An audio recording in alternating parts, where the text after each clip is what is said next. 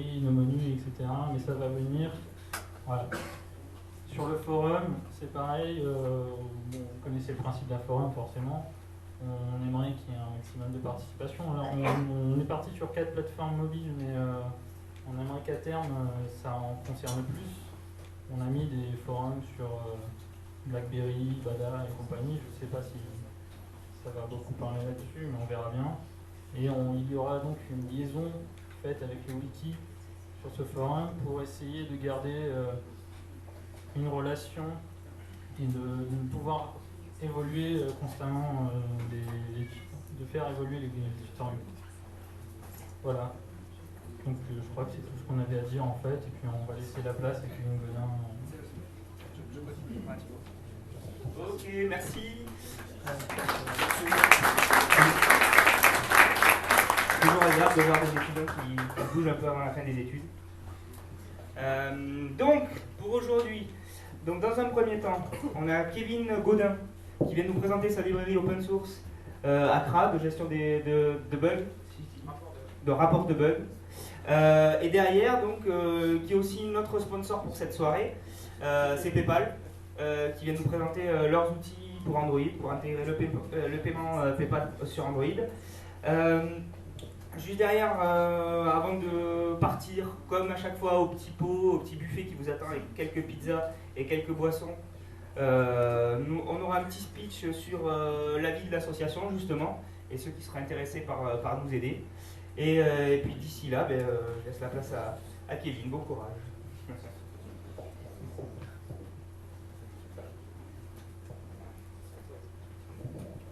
Bonsoir, merci à toutes et tous d'être venus. Donc voilà, ACRA, le sujet de ce soir, la session en tout cas, c'est de vous aider dans le développement d'applications Android à améliorer la qualité de vos applications en recueillant facilement des rapports d'erreurs quand elle est en liberté sur les différents devices Android sur lesquels elle est déployée. Donc le programme de ma présentation, ça va être relativement rapide. Voilà, j'ai fini une application. Maintenant, qu'est-ce que je fais? Ensuite, ACRA, qu'est-ce que c'est? Ajouter ACRA dans vos projets, c'est quelque chose qui est très simple. C'est la philosophie d'ailleurs de cette librairie, c'est que ce soit le plus simple, le plus light possible pour être facile à utiliser. Le détail des fonctionnalités, qui vont bientôt arriver dans la prochaine version. Quand utiliser ACRA au mieux? Est-ce que c'est uniquement en développement? Est-ce que c'est pour faire du bêta-test? Est-ce que c'est en production? Et dans le futur, qu'est-ce qui pourra venir par la suite? Et si vous avez des questions, n'hésitez pas à m'interrompre également, même pendant la présentation. Ça peut être interactif, il n'y a pas de problème. Donc j'ai fini mon appli. Je suis content, j'ai une appli qui marche sur mon téléphone ou sur mon émulateur. Maintenant, je vais devoir l'envoyer à ses utilisateurs. Alors il y a deux cas, le grand public ou l'entreprise. Le grand public, c'est facile, j'envoie sur Android Market. Et en entreprise, j'envoie mes utilisateurs. Et après, qu'est-ce qui se passe? J'attends qu'on me fasse des retours. Puis un jour, il y a des retours. En grand public, souvent, ça se résume comme ça. Des commentaires sur le market avec des 1 étoile. Puis des j'ai installé, ça marche pas sur mon HTC Desire. J'ai tout désinstallé, c'est mauvais. Ça ouvre pas les fautes. Là, c'est des commentaires réels qui étaient issus de mon appli que j'ai commencé avant de faire la librairie. Donc ça n'ouvre pas les photos de mon téléphone, ça n'affiche rien, et il y a OI qui est bien mieux, forcément. Waouh, ça marche même pas, c'est une bonne idée, mais ça serait bien que ça marche, pas à l'appareil, ou alors plus rapide, stupide. Voilà. Ça, avec ça, on est bien. Côté entreprise, on se dit que ça peut être un peu plus structuré. On peut aussi recevoir des mails assez simples comme celui-là, c'est gentil. Voilà, j'ai testé l'application que tu m'as envoyée il y a 2 semaines. C'est bien, mais il y a plein de force close, il faudrait peut-être enlever ça, quoi. C'est bien, on est bien parti pour pouvoir débugger tout ça. Bon, qu'est-ce qu'on peut faire?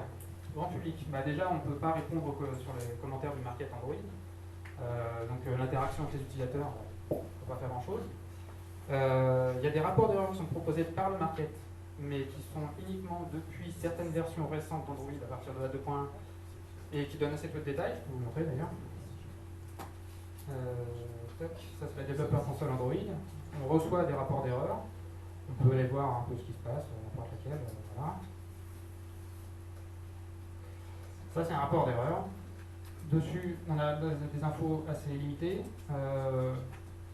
Plateforme Android. Qu'est-ce que c'est exactement la plateforme Android? On ne sait pas trop. Bon, on a la stack trace, heureusement. Ça, c'est quand même le truc indispensable. Donc là, on peut voir dans le code où s'est passée l'exception. Et c'est tout.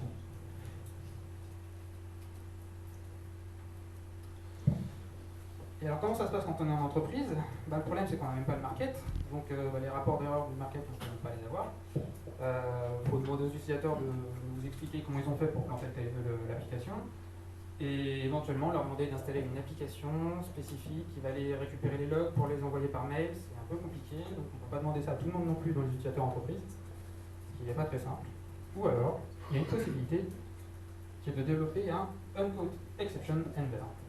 Un Uncode Exception Handler, c'est une fonctionnalité de Java qui permet de positionner un objet sur un thread pour récupérer toutes les exceptions qui n'ont pas été catchées proprement dans l'application. Et à partir de là, on imagine que en récupérant toutes les exceptions non catchées, on pourrait les envoyer quelque part. Reste à savoir où. Donc il faut un script serveur quelque part pour recevoir ces rapports, les centraliser et les analyser. Il y a des exemples sur Stack Overflow. Il y a un lien sur la présentation quand je la mettrai en partage. Vous pourrez aller voir un thread sur le sujet qui a un exemple assez simple de Encode Exception Handler et un script PHP à héberger quelque part pour récupérer les rapports. Je me disais que tout ça, c'était quand même pas très pratique. Donc ACRA, qu'est-ce que c'est? C'est un Encode Exception Handler, basiquement, qui envoie ses rapports vers un formulaire Google Doc. Donc là, la question de l'hébergement ne se pose pas, c'est sur les serveurs Google. Et au final, on a tous nos rapports d'exception qui arrivent dans un spreadsheet, enfin un tableur Excel chez Google. C'est très facile à mettre en œuvre. Il y a pas mal d'options de configuration. Alors c'est un projet open source que j'ai mis en licence Apache, donc complètement réutilisable par tout un chacun sans aucune contrainte. Ça peut, si ce n'est laisser la paternité à ses papas. Donc c'est hébergé sur Google Code, sur acra.googlecode.com. La première version, je l'ai publiée en avril 2010, donc ça fait un an. Et la version stable courante, c'est la 3.1.1, il y a un rythme de 10 téléchargements par jour de la librairie, ce qui est quand même pas mal pour une librairie de développement. Je suis le principal développeur de cette librairie et il y a des contributions ponctuelles qui arrivent de temps en temps pour améliorer la librairie. Pour ajouter ACRA, c'est très simple. Donc on a, au départ, dans le package, pour qu'on télécharge la librairie, il y a un point CSV qu'il faut importer dans Google Docs pour créer un spreadsheet. À partir de là, on fait un formulaire. On ajoute juste un jar dans la librairie du projet, dans la librairie associée au projet. On rajoute une annotation sur une classe qui hérite de l'application Android et une ligne dans le onCreate pour initialiser la librairie. Et dans le manifeste, il faut déclarer le nom de cette application spécifique et rajouter une permission Internet pour pouvoir envoyer la librairie. Je vais vous montrer.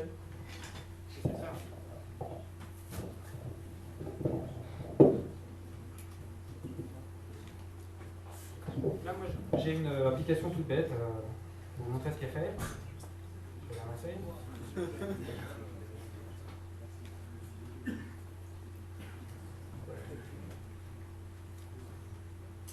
Le beau téléphone Android 1.5, parce que je voulais montrer aussi que c'est une librairie qui est compatible toutes versions Android, y compris les plus anciennes. Alors, j'ai pas testé sur du 1.1, mais je me suis dit que c'était quand même pas la peine d'aller jusque-là. Là, j'ai une application qui a une activité principale qui permet de lancer une deuxième activité qui, elle, crash. Donc, le test de base. Voilà. Force close. Bon. Donc, je veux rajouter ACRA. Je rajoute une classe. Mayap. Qui est en application Android. Tac. Je récupère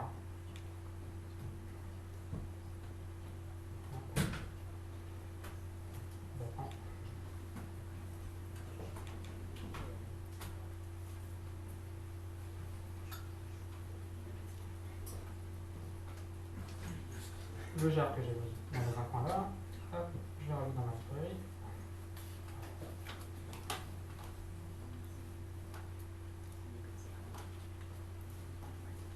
Je le rajoute à mon projet.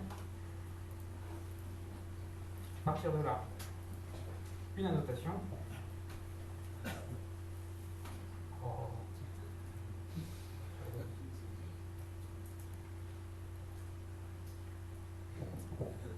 vais rater un truc. Oui, non, c'est juste moi qui. Il suffit de savoir l'écrire en fait. Il y a un paramètre obligatoire qui est le form key. Ce form key, on va donc dans un espace Google Doc.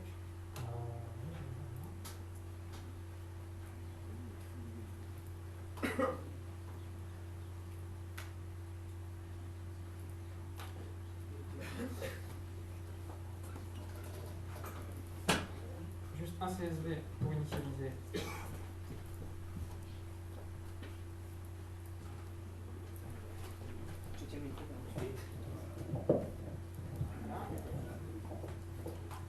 Donc je vais donner un modèle de rapport à importer dans le cloud.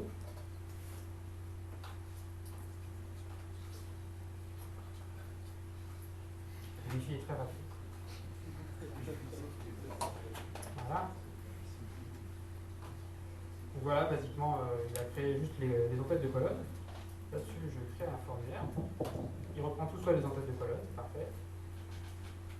Je sauvegarde. Je récupère la clé qui est en bas. C'est ça l'élément important. Hop. Que je colle à mon form key. Donc ça, c'est le premier prérequis. Et après, il faut juste surcharger la méthode create qui est vraiment appelée au lancement de l'application. Et le plus tôt possible. Ah. Vas-y. Donc ça y est, mon application est prête à envoyer des rapports. Je vous montrerai ça. Donc j'ai mon formulaire, mon spreadsheet qui est là. Je lance l'application. Je reprends mon appli.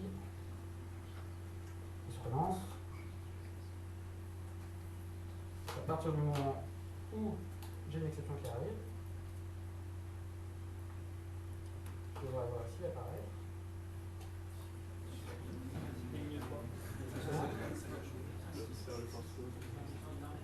Non, c'est déjà parti. J'ai pas rajouté la permission internet, mais oui. Il n'y a pas que ça, dans le manifeste, il y a deux choses à faire. Il y a deux choses à faire. Dans le manifeste, il y a le nom de l'application qu'on a spécifié, il ouvre la fois tout seul, Maya, et la permission internet, effectivement.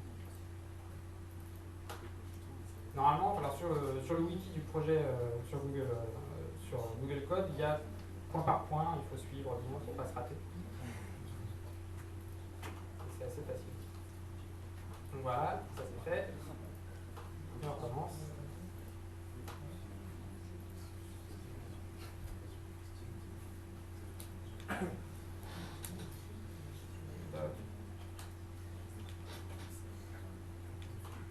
Ça prend un peu plus de temps parce qu'il collecte des données.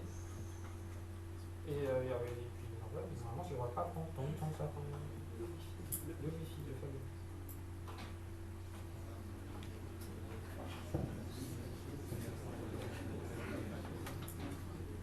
Je pense que les réseaux de 3G habituels sont encore plus rapides que ce wifi là parce que les réseaux sont assez finis.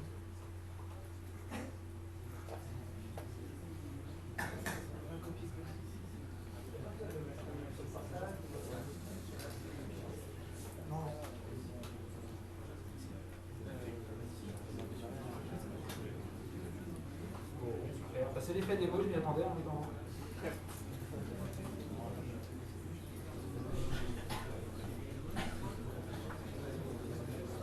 Et on arrête le bois. C'est quoi ça? Je vais vous montrer un rapport qui est déjà.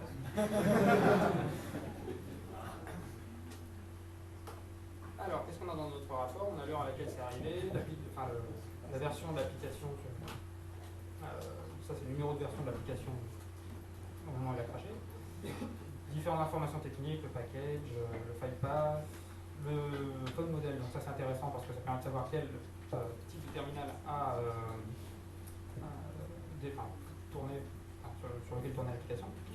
La version d'Android de celui-ci. C'est bon, tu veux? Ça va aller. Merci.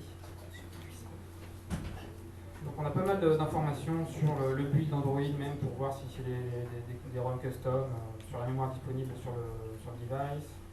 On a un champ custom dont je vous parlerai après. La stack trace, qui était vraiment l'endroit où ça a craché dans l'appli. Juste pour ce easy.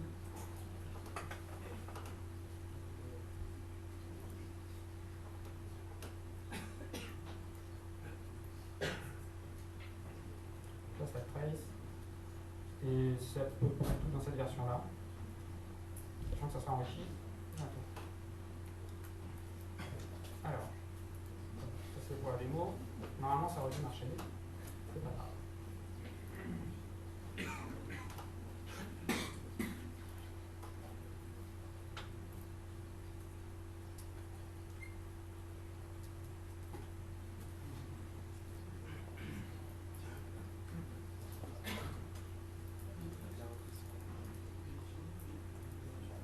On va prendre quelque chose un peu plus sûr.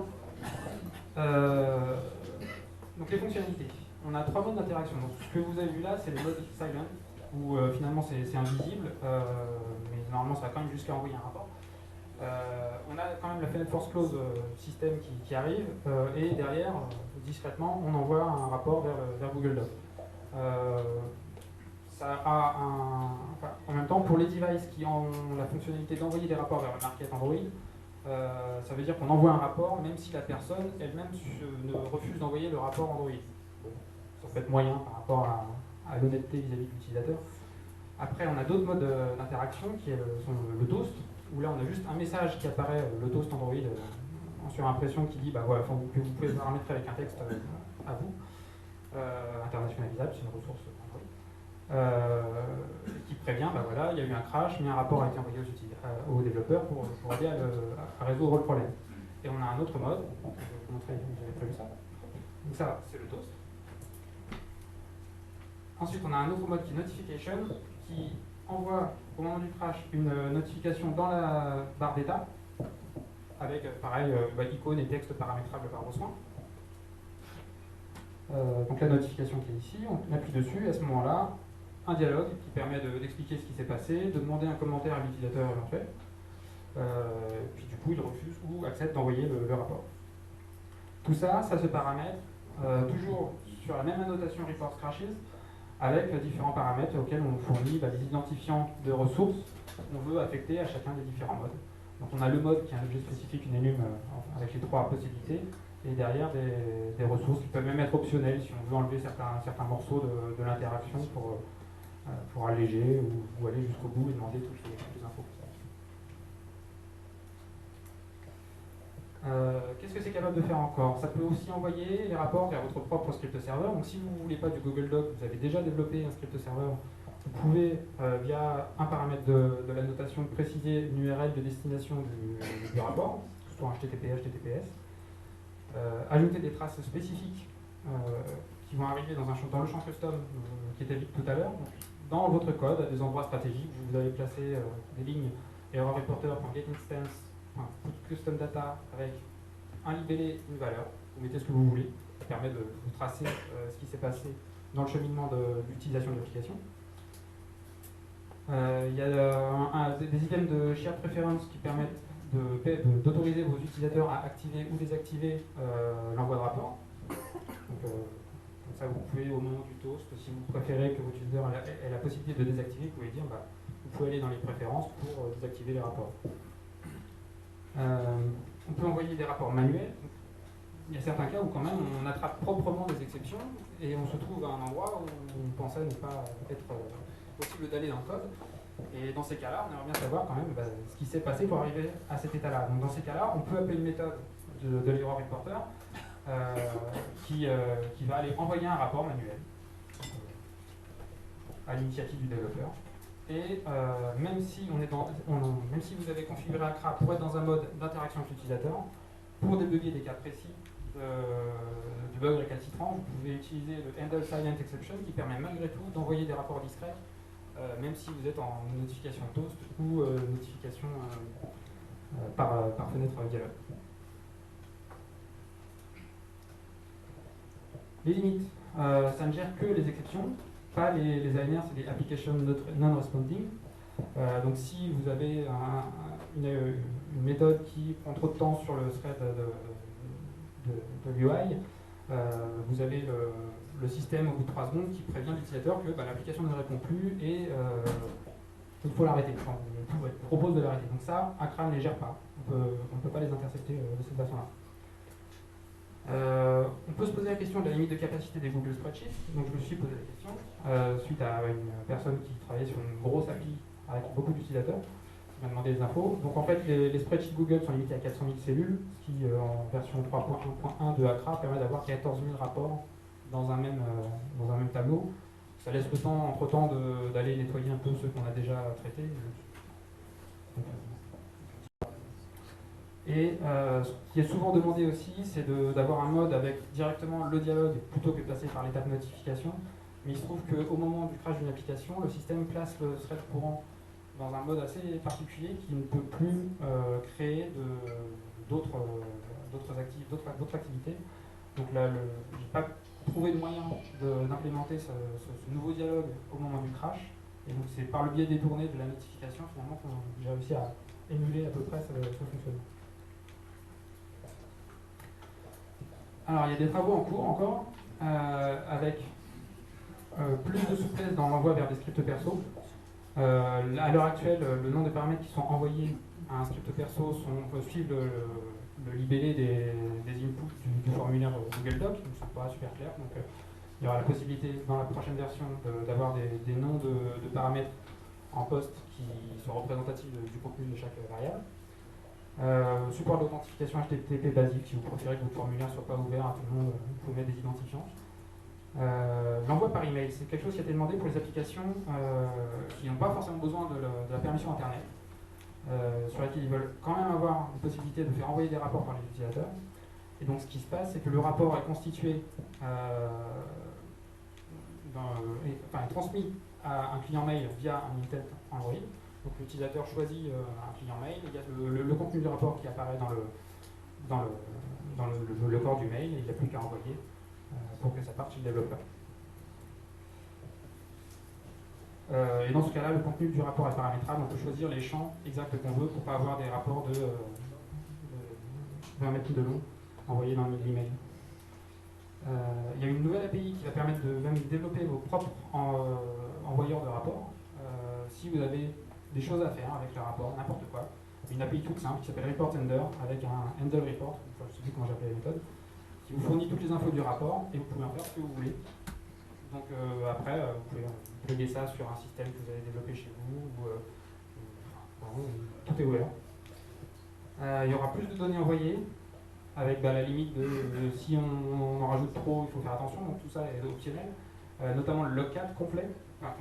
Un extrait du logcat qui est par défaut à 200 lignes de logcat. Le logcat, c'est vraiment toute la console système de traces Android qui vont contenir à la fois la stack trace du moment où il y a eu un problème, mais également tout le contexte des autres applications qui tracent des choses dans le logcat, ou même vos logs à vous que vous avez placés dans l'application, dans votre application, et pas uniquement le stack trace. Comme ça, vous savez ce qui s'est passé avant le crash. Il se trouve qu'après, j'ai fouillé un peu dans l'API Android et j'ai cherché d'autres infos qui pourraient être intéressantes pour le développement. Donc dans le logcat, déjà, il y a 3 vecteurs. Il y a le log normal qu'on utilise tous, mais il y a aussi un logcat event qui est plus spécifique plateforme bas niveau, mais même un logcat radio qui liste l'ensemble des changements qui arrivent sur le système radio 3G ou vraiment toute la téléphonie. Il y a des infos sur juste pour activer ces traces de logcat, tout ce qu'il y aura à faire, c'est rajouter la permission readlogs. Et par défaut, à partir du moment où on a readlogs, on envoie les infos du logcat normal. Et après, il y a d'autres options pour renvoyer les autres buffers. Donc il y aura en plus des infos sur l'utilisation mémoire, les systèmes available features, donc ça permet de savoir sur le device sur lequel tourne l'application quels sont les types de matériel, le type de navigation, est-ce qu'il y a un trackball, est-ce qu'il y a vraiment toutes les... C'est l'équivalent de ce qui est challengé par le market pour proposer des applications qui sont aptes à être installées sur un device.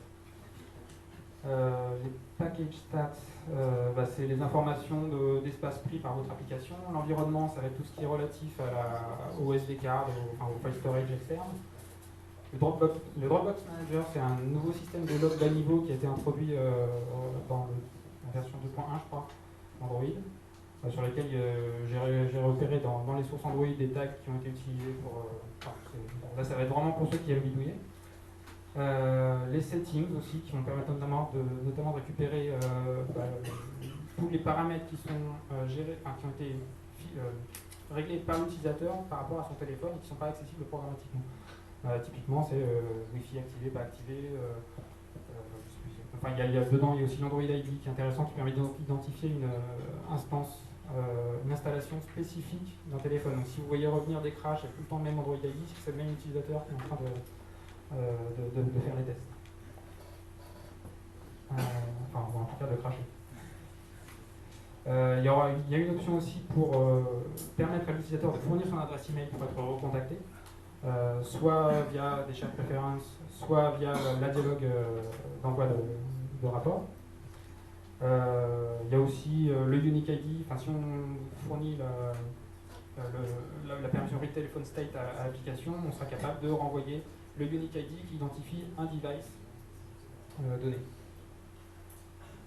Et aussi une intégration du projet avec Maven, grâce à Pierre qui est ici. Qui a refactoré le projet pour permettre aux fans de Maven de gérer leur dépendance avec Accra via Maven. Donc quand utiliser Accra en développement, c'est pas forcément super utile, vous êtes sur vos devices de test connectés directement, vous êtes déjà bien outillé. En recette ou phase de bêta, là c'est très très pratique parce que comme ça vous récupérez tous les crashs, toutes les traces de crash. Il n'y a pas s'il y a un éventuel impact de l'envoi de rapport auprès des utilisateurs, c'est des utilisateurs qui sont en phase de test ou de bêta, donc ça ne va pas les gêner. En phase de production, ça peut être quand même très très utile pour être informé au plus tôt des bugs et des fautes de compatibilité. C'est surtout ça qui va être le plus important. On parle souvent de la fragmentation sur Android. Grâce à ça, vous allez pouvoir la constater réellement. Si vraiment elle pose des problèmes, ça va vous permettre de savoir quels sont les devices qui posent problème, d'analyser sur ces devices pourquoi il y a des crashs qui apparaissent alors que sur tous les autres ça fonctionne bien. Après, la limite, c'est peut-être si l'application a une grande base d'utilisateurs, peut-être que ça va être problématique d'avoir des centaines de rapports qui arrivent tous les jours à traiter. Chose que je n'ai pas précisé, l'avantage des Google Docs. Donc déjà, c'est qu'on n'a pas besoin de gérer un serveur sur lequel on a notre système de réception de rapport, mais ça permet aussi de bénéficier de tout le système d'interaction, de travail en équipe. Un spreadsheet peut être partagé, consulté en simultané par plusieurs personnes. Vous pouvez coloriser les lignes pour dire que ça a été traité, etc. Et aussi paramétrer des notifications pour recevoir des mails, soit à chaque fois qu'une nouvelle ligne a été insérée dans le doc, soit en fin de journée pour avoir un bilan du nombre de rapports qui sont arrivés. Donc une fois cette version qui est en cours de finalisation publiée, il y a d'autres travaux que j'aimerais mener sur ce sujet-là, notamment sur tout ce qui va être analyse des rapports, faciliter l'aide au diagnostic. Il y a des choses intéressantes qui ont déjà été faites, notamment par Yann Berkel, qui a fait un exemple de ce qu'on peut faire en combinant juste deux API Google. Donc c'est avec la Google Visualization API, en faisant des requêtes assez simples directement sur les spreadsheets. Donc, on a des tableaux de données, voilà, mais surtout des graphiques qui vont vous permettre de savoir, par exemple, dans ce qu'il a fait là, en fonction de ma version d'application, quelles sont les versions d'Android qui posent le plus de problèmes. Ou alors, pour aller plus loin, c'est un peu plus dans la même chose. Voilà. En gros, on va pouvoir combiner les différentes colonnes du rapport pour faire des analyses croisées de données. Un peu plus bas, il y a notamment les devices eux-mêmes. Voilà. Mon application en version 1.4.3, elle a beaucoup planté sur Desire HD et sur HTC Hero et un peu moins sur les autres. On peut voir les répartitions de... Donc tout ça, ça se fait assez facilement. Enfin, il y a un lien sur la page d'Acra pour aller voir comment ça a été implémenté. C'est une page HTML statique avec du JavaScript dedans qui va juste faire des requêtes auprès du Google, enfin du spreadsheet et transmettre ça à la visualisation API. Ça fait une centaine de lignes et ça marche super bien.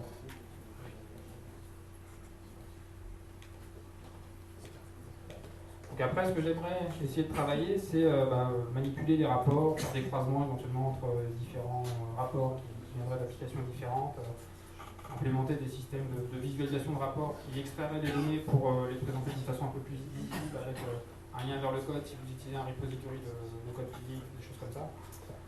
Des idées comme ça qui me prennent dans la tête. Et éventuellement des intégrations à des bug trackers existants pour que quand un rapport arrive, il puisse être rattaché à une anomalie dans le web tracker, des choses comme ça. Et puis toutes les idées que vous pourriez avoir éventuellement et que vous pourriez contribuer également sur le projet. Donc le projet c'est acra.googlecode.com avec tout ce qui permet d'utiliser, wiki, sources publiques, etc. Un groupe de discussion sur Google Groups, acra-discuss. Un compte leader Kevin Godin, c'est le mien. Je viens de créer récemment Crash Reports, qui sera le compte Acra, sur lequel je ferai la communication sur vraiment dédiée à Acra. Voilà, donc moi j'ai terminé ma présentation. J'ai quelques remerciements avant de éventuellement passer à vos questions. Bon, non, on va commencer par les questions pour remercier.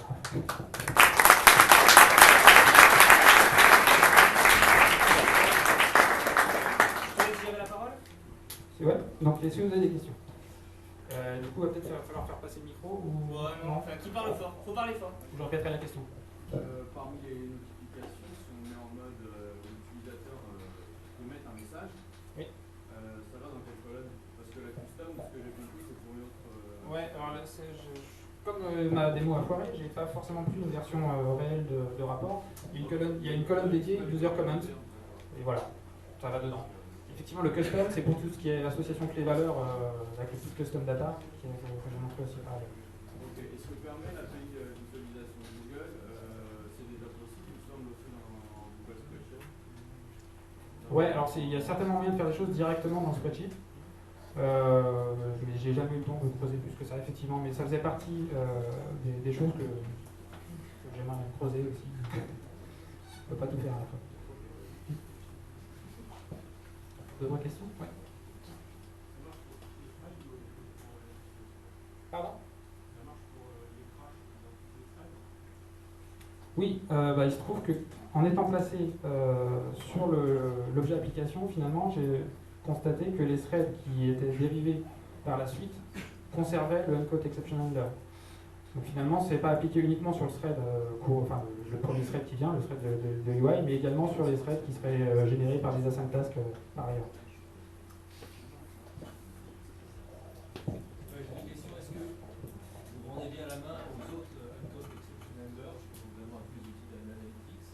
Et deuxième chose, comment vous gérez le mode déconnecté quand le rapport Ouais. Rendre la main aux autres uncaught exception handlers, non. Sauf dans le cas du silent. Là oui, effectivement, c'est en tout cas, je rends la main au default exception handler que j'ai supprimé avant d'insérer le mien.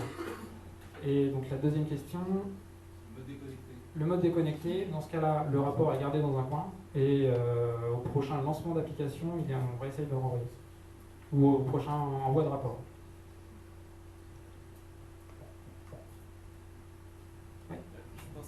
Est-ce qu'on pourrait imaginer avoir un heap dump qui soit généré et envoyé, alors pas forcément sur Google Docs, mais en tant que fichier Google Docs par exemple? J'ai peur de la taille du heap dump.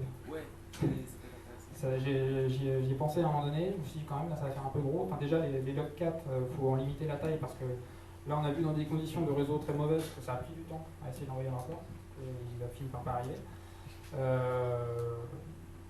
Je sens moyen.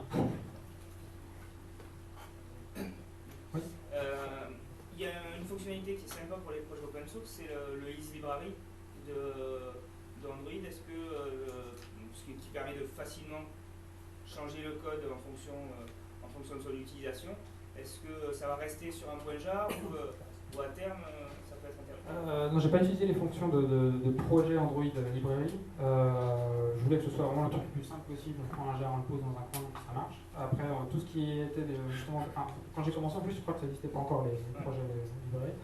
Et du coup, tout ce qui est dépendance avec des ressources système, on les transmet via la notation et des paramètres qu'on donne, le r.id, quelque chose. Et je vois pas trop d'intérêt à reporter ça dans une librairie Android. Si vous voulez le récupérer le source est public, vous faites un checkout, vous le récupérez via Maven, il y a des moyens, on peut tout faire.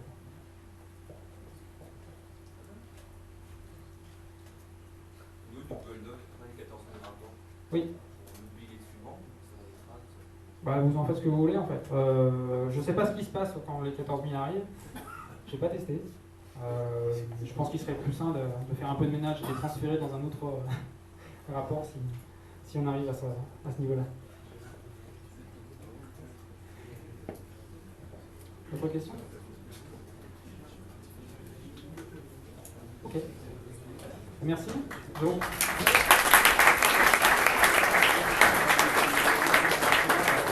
J'avais juste quelques remerciements en particulier. Emmanuel Astier qui est sur Android Allocali et qui tient le androidblogger.blogspot.com, qui est la personne qui avait fait le premier Uncode Timber Exception que j'avais vu, qui lui faisait des envois par mail et qui est le source à partir duquel je suis parti ensuite pour construire toute la librairie. Pierre Edrico pour l'expert Maven qui a fait le refactoring du projet pour sa mavenisation. Donc Yann Berkel qui travaille activement sur l'analyse autour des rapports. Il m'a fait part aussi de travaux sur l'utilisation d'algorithmes un peu spécifiques pour essayer de faire des rapprochements entre des différents rapports et regrouper des rapports similaires. Le PEUG, merci d'exister. Et puis vous, pour être venu. Et sans oublier le SIEA qui nous accueille aujourd'hui. Voilà.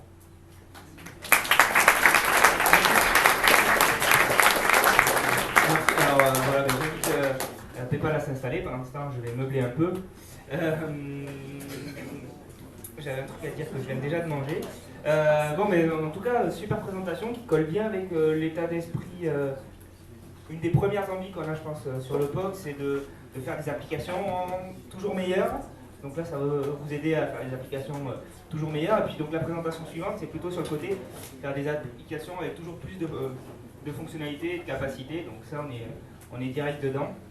Ah oui, voilà. J'envoie un message s'il y en a qui nous suivent sur le live stream pour nous faire des retours, soit par Twitter, soit par les commentaires. Moi, je les suis pas, les commentaires. Je sais pas si quelqu'un les suit. Voilà, si c'est pas trop dégueulasse. Excusez du terme. Donc voilà, présentation de Paypal. On remercie aussi pour le sponsoring du pot juste après, qui nous attend. Et messieurs, je vous laisse la main. Ouais. On est bon? Pas bon?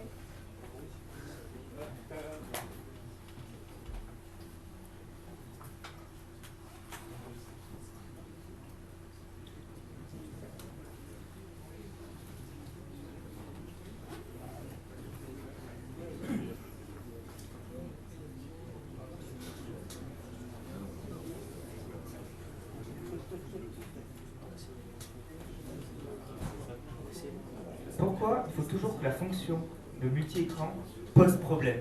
Je ne sais pas si vous avez remarqué, ça arrive à chaque fois. Donc on a juste un problème pour rebalancer l'écran, ça arrive. Ouais, c'est un F5, mais c'est ça qui fonctionne jamais.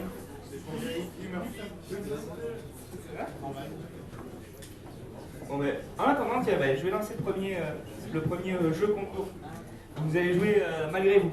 Ce soir, on a bien les sympathiques personnes qui décident d'apporter des choses pour le POG. Alors on a Alexis qui a discuté avec Digitbooks, l'éditeur, et Pearson pour nous avoir des bouquins, et j'oublie toujours ton prénom, Jérôme, qui discute toujours avec Manning et qui nous a des e-books. Alors ils vont être tirés au sort, tout bêtement, sur les...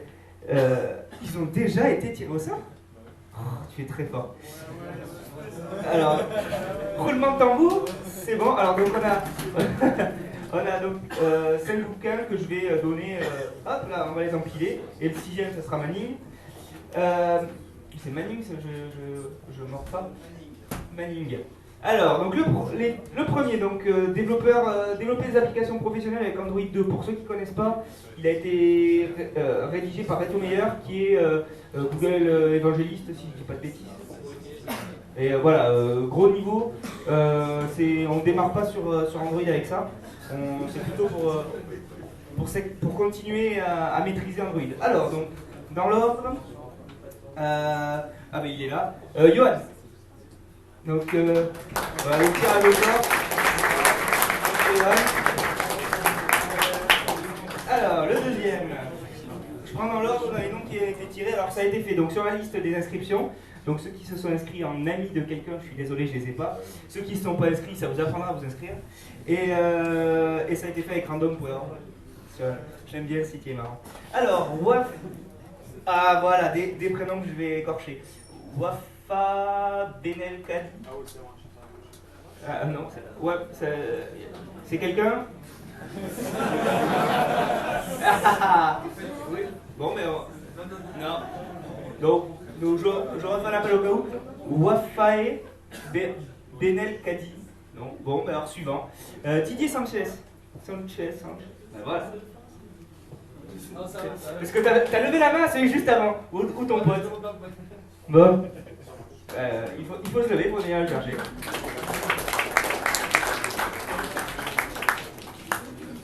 Alors suivant, si j'appelle quelqu'un et que tu relèves la main, ça va se voir, je te préviens. Antoine Barbier. Alors ensuite, bouquin suivant. Alors développé pour Android, ça a été fait par Ludovic Perrier et Cyril Mautier, qui ont fait tous les deux déjà des présentations au POC. Donc très bon bouquin, moi je l'ai lu, j'ai beaucoup apprécié. Une bonne approche pour pareil, c'est pas pour les débutants, c'est plutôt pour les expérimenter. Il y a des outils un peu avancés et puis surtout des perfs à améliorer. Alors, Patrick Bouliou. Patrick Bouliou une fois, Patrick Bouliou deux fois. Non, tu ne m'auras pas comme ça. Benjamin Vadon. Ah, tu le remets en jeu? Ou sinon, Manning, c'était... ou sinon, le e-book de Manning. C'était... C'est Android in Practice. Donc, Android in Practice, offert par Manning. Alors là, je ne le connais pas, par contre, le e-book. Là, tu vois avec Jérôme après. Il va applaudir. Ah ben, est-ce que c'est celui-là? Jérôme de Rosard. Jérôme, c'est pas toi de Rosard? On peut lui donner là. Hein? On est voisins en plus. Ah mais tu connais, bon mais... Vous lui transmettrez... Attends, je suis en train de me dire, c'est hors règle parce qu'il fallait être présent. Donc je remets en jeu avec à venir, je vais apprendre à venir. J'ai un Xavier Alad. Voilà. Ah bah en plus dans la réalisation. Et pour le dernier, Pierre-Yves Ricot.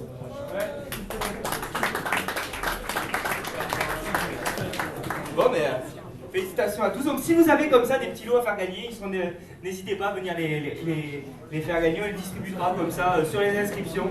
Ça vous incitera à vous inscrire. Bande de tricheurs. Bon mais nous sommes bons pour PayPal, messieurs. Bon courage. Bonsoir tout le monde. Bonsoir.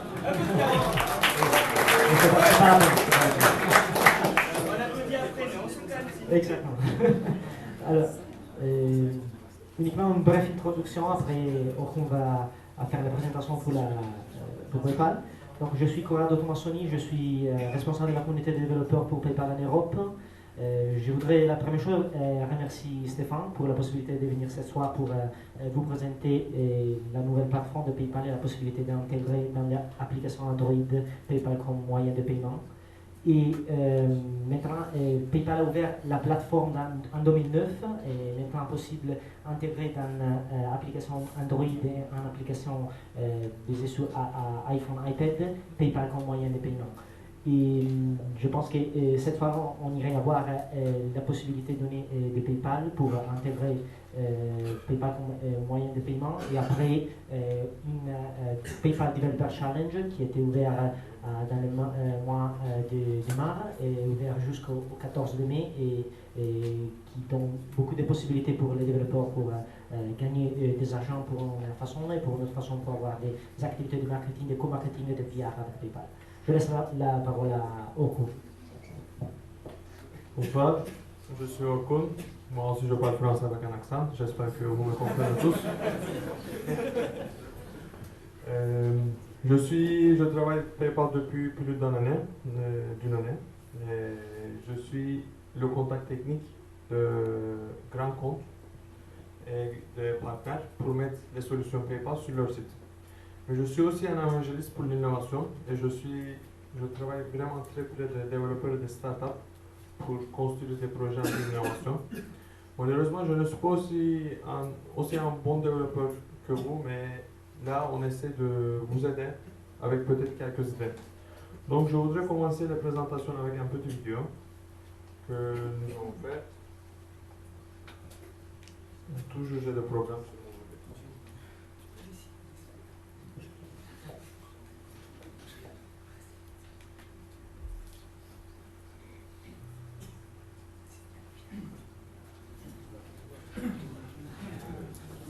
Ça commence bien, donc plus de connexion.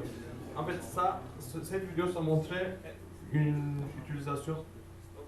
Remets à charger la page. J'ai plus de. Ça ne suffit du tout.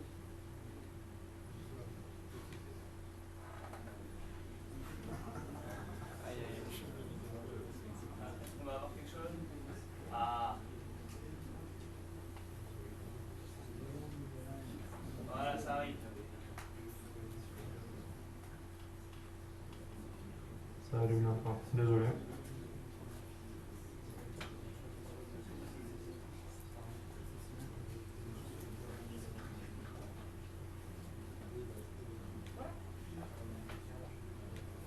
Il y a du son? Donc, ça montre une utilisation d'une application mobile pour le paiement d'une façon un peu différente. Je pense que vous connaissez tous les QR codes.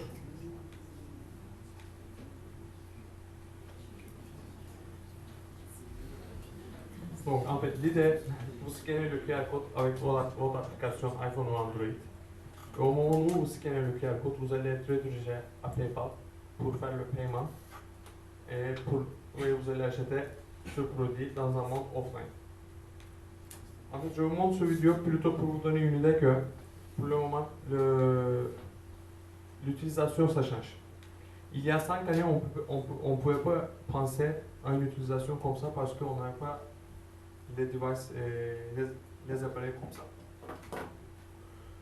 On pouvait penser à acheter sur Internet, sur le e-commerce. Donc, je voudrais juste donner un peu de chiffres pour le e-commerce. Vous connaissez peut-être PayPal. Combien de personnes ont un compte PayPal ici?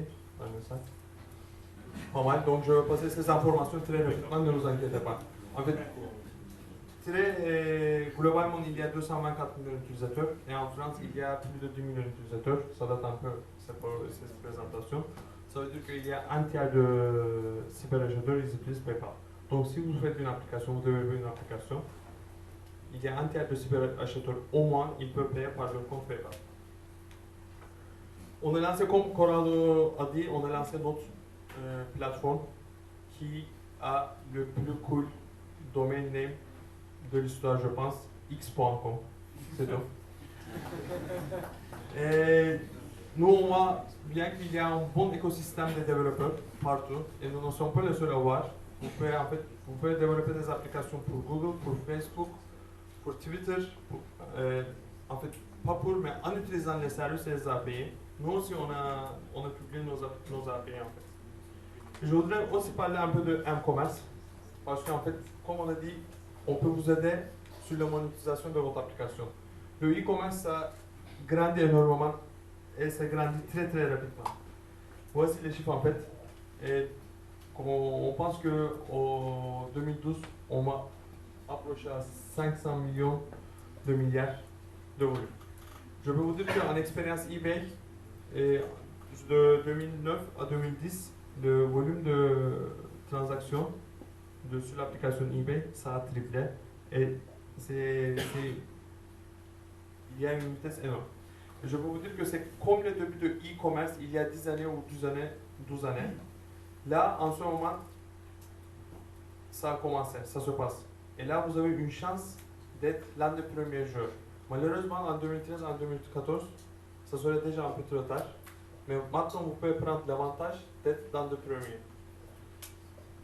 Et aussi, je voudrais vous dire qu'en fait, l'expérience, ça change un petit peu. Parce que e-commerce, c'était seulement sur les ordinateurs. Mais maintenant, le commerce, on voit sur tous les devices. Tous les marques, ils sont en train de lancer des tablettes. En fait, après, il y a les télévisions. Maintenant, on voit de plus en plus de télévisions qui sont connectées. Donc, je pense que ces différents appareils, ils vont converger. Et le but de PayPal, on essaie de vous donner des API que vous pouvez utiliser pour toutes les plateformes. Là, aujourd'hui, on serait plutôt focusé sur Android, bien sûr, parce que c'est notre but. Mais il faut toujours penser d'être disponible, de faire disponible peut-être une application sur la plupart des appareils. Mais quand même, nous avons, si on se focus sur le mobile, quand même, nous avons des barrières. C'est quoi les barrières? En fait, il faut avouer que tout le monde déteste de taper sur ces appareils. Vraiment, moi, je déteste et ça prend du temps. C'est pas comme un clavier. Et aussi pour le paiement, personnellement, c'est difficile de taper son numéro de carte de crédit avec tous ces problèmes de sécurité. Quand même, les utilisateurs, ils ont peur de donner leur carte de crédit sur mobile. Donc, qu'est-ce qu'on a fait pour mobile? Nous avons lancé des produits. Il y a 2 librairies et aussi il y a le Mobile Express Checkout. Les librairies, surtout sur l'Android, j'ai testé personnellement. C'est très facile à intégrer et c'est un bon librairie. Vous pouvez utiliser dans vos applications Android pour la partie paiement.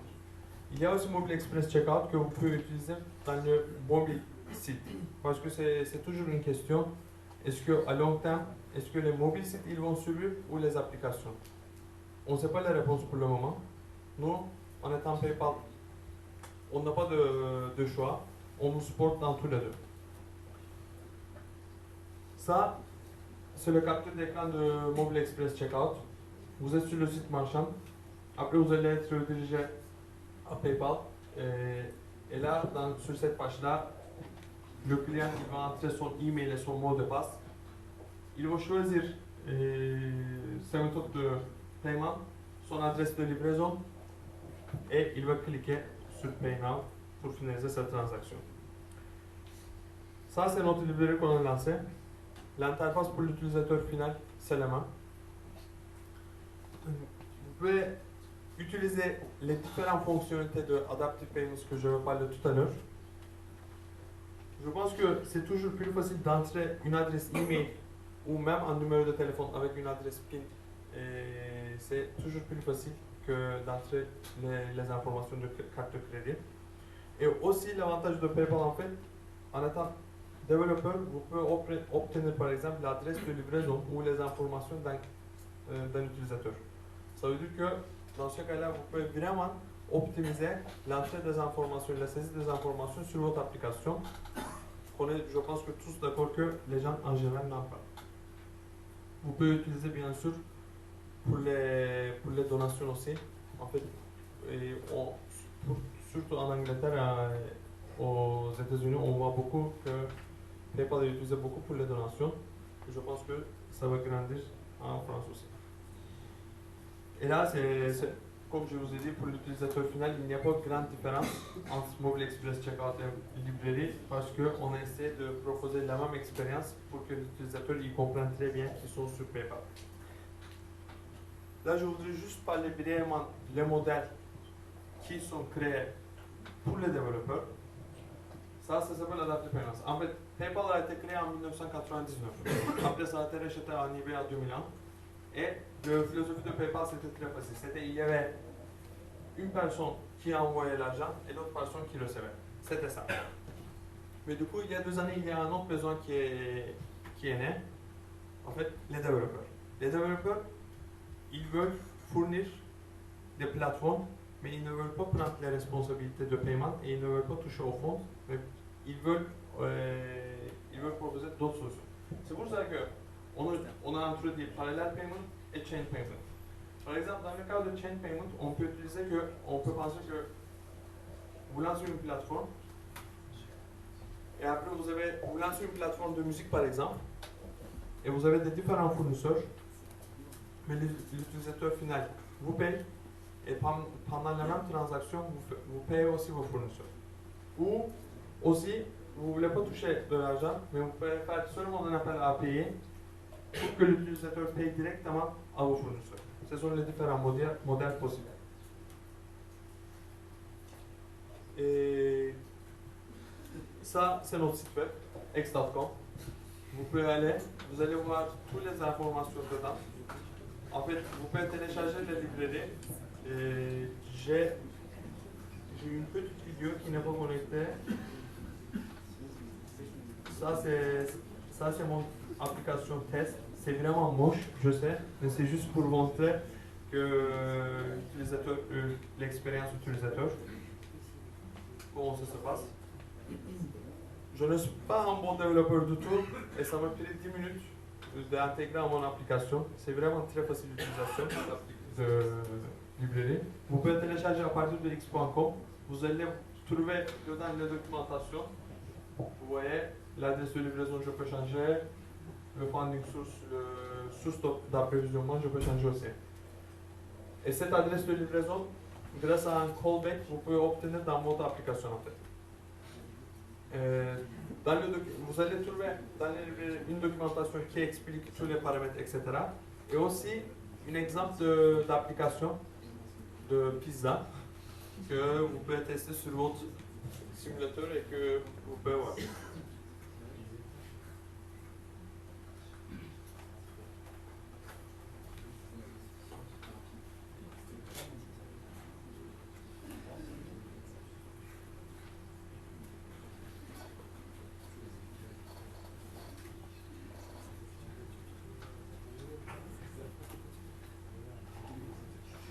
Donc je vais parler un peu très brièvement de l'intégration parce que comme je vous ai dit, je pense que vous êtes tous, vous développez mieux que moi.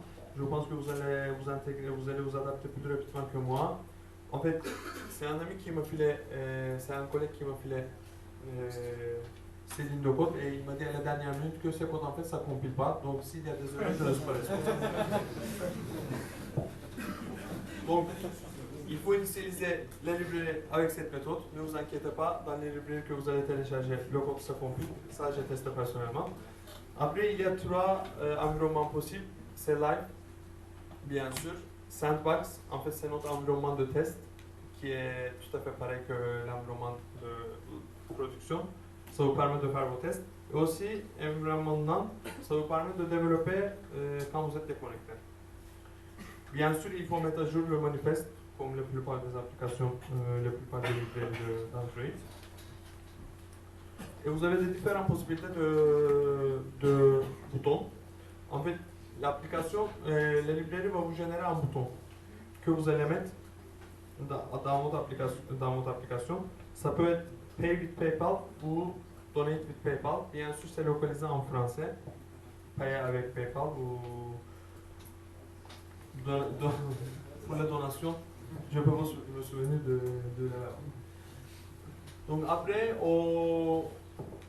il faut juste initialiser, on clique méthode, la librairie avec les paramètres, comme la devise, comme l'adresse de receveur. Et aussi, il y a le type de paiement. Et aussi, vous pouvez mettre des différents paramètres. Dans la documentation, vous allez trouver tous ces paramètres avec les possibles valeurs. Il y a 2 options. La première, c'est la langue. Vous pouvez mettre français, anglais, des différentes langues. Et aussi, Shipping Enabled, comme je vous ai dit, en fait, ça vous permet d'obtenir l'adresse de livraison à partir de PayPal. J'ai oublié de vous dire, en fait, si vous avez des questions, n'hésitez pas à m'interrompre. Ça serait interactif, ça serait plus amusant pour moi, en fait. Là, parce que j'en ai marre de moi, même en fait, j'en ai marre de moi, bon, en fait. Donc, il y a 3 possibilités. Paiement est OK. Donc, c'est bon. L'utilisateur vous a payé. Payment cancelled, il est annulé parce qu'il y a toujours une option annuler la transaction et retourner à l'application ou payment failed. Donc, il n'y a plus de sous sur sa carte bancaire. Donc, c'est rejeté. Ce sont les langues qui sont supportées. Donc, la partie approval. Je pense que c'est l'un des parties un peu qui est difficile, l'approval. On essaie en fait, on est obligé de revoir toutes les applications qui utilisent PayPal parce que en Europe, nous sommes un banque luxembourgeois et nous sommes régulés très très fortement. C'est pour cela que quand vous utilisez la librairie PayPal, à la fin, il faut que vous soumettez votre application et nous on revoit. En général, les revues, ça dure entre 1 semaine et 2 semaines, mais mon expérience, en fait, nos collègues, ils répondent plus rapidement qu'une semaine, mais en public, ils disent que c'est entre 1 et 2 semaines. Pour soumettre votre application, Android, c'est très facile parce que vous allez soumettre seulement le package APK sur x.com, bien sûr. Donc, quand vous allez soumettre l'application, en fait, sur le site, il y a une My Apps section. Quand vous allez soumettre l'application, bien sûr, on va vous demander quelques informations pour expliquer c'est quoi le modèle de votre application et aussi qu'est-ce que vous utilisez comme fonctionnalité PayPal. Comme je vous ai montré, c'est possible d'utiliser les différentes fonctionnalités. Donc, dans ce cas-là, vous allez choisir les fonctionnalités que vous avez utilisées dans votre application. Et aussi, bien sûr, vous pouvez ajouter des documents ou des captures d'écran, des éléments supplémentaires. C'est totalement transparent, la partie de revue.